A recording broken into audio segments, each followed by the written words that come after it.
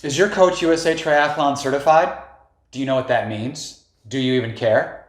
Well, I'm going to summarize what that is, and you can decide as an athlete if you want your coach to have that or not. Or if you're coaching yourself, it's a great way to pick up some more formalized knowledge.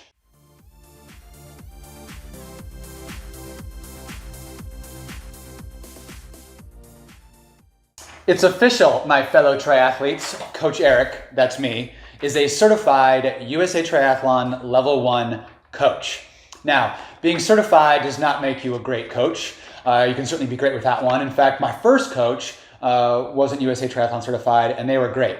But it's something that you can know as an athlete. Then I also think it shows some dedication to the learning process if your coach has gone through that. And it shows a minimal level of training that I'm going to talk about now.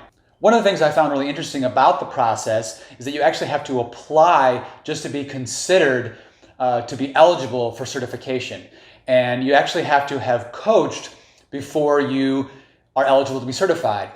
Because one of the requirements when you're filling out the application is that you have to submit a letter of recommendation from an athlete that you've already coached. Thank you, Debbie. As part of the application process along with your experience. So once you've done all that, then you also have to have an updated CPR. You have to sign, an ethics agreement and code. You have to have your USA Triathlon membership up to date. You have to do a written examination. You have to do a background check, and then there's a 2-day, 8-hour clinic that you've got to go through. Once you complete all that, you get that fancy piece of paper that I showed you, but then you're not done. So to stay certified over a 2-year period, you've got to keep your CPR up to date. You've got to do another background check. You got to continue to sign the ethics agreement. You have to show service to the sport. My favorite way is at run aid stations. And then you have to have 15 continuing education credits throughout that time. And there's a whole host of things that you can do. And examples are, attending trainings or seminars, in strength training or, swim analysis or becoming a personal trainer, or there's various things, but you got to basically keep up your knowledge of the sport, which is great. The 2-day clinic I mentioned is put on by Level 3 USA Triathlon coaches, and there aren't very many of those, and they're pretty successful and pretty knowledgeable and pretty great coaches. And the topics they sort of cover in general are basic triathlon coaching and training concepts, overview of training systems, introduction to training skills and triathlon development, overview of periodization and planning, and coaching philosophy and ethics. So if those topics didn't put you to sleep, then you might want to consider becoming a USA Triathlon certified coach. I mean, those concepts got me excited. When I saw the itinerary, it's like the morning is we're going to talk about swim for an hour, and then bike for an hour and a half, and then we're going to talk about running for an hour, and then we're going to talk about nutrition. And the next thing you know, it's lunch. I mean, I wish the clinic was, 8 days long. So it's super exciting and super fun if that's what you like to learn about. On top of that, you get to meet some really great coaches / athletes from around the country that came to the clinic.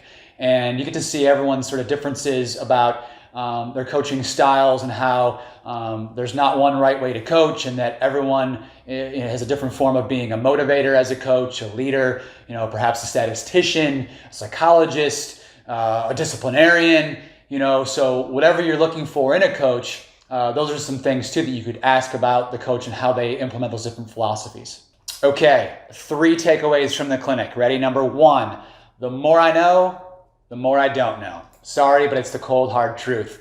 There is so much to learn about this sport, or should I say 4 or 5 sports all in one, that, and rules change, equipment gets upgraded and modified.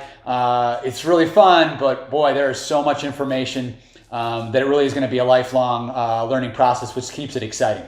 It also means I'm probably going to make about 1,000 more videos based on the mistakes that I make. Numero dos, communicate. You have got to communicate with your coach.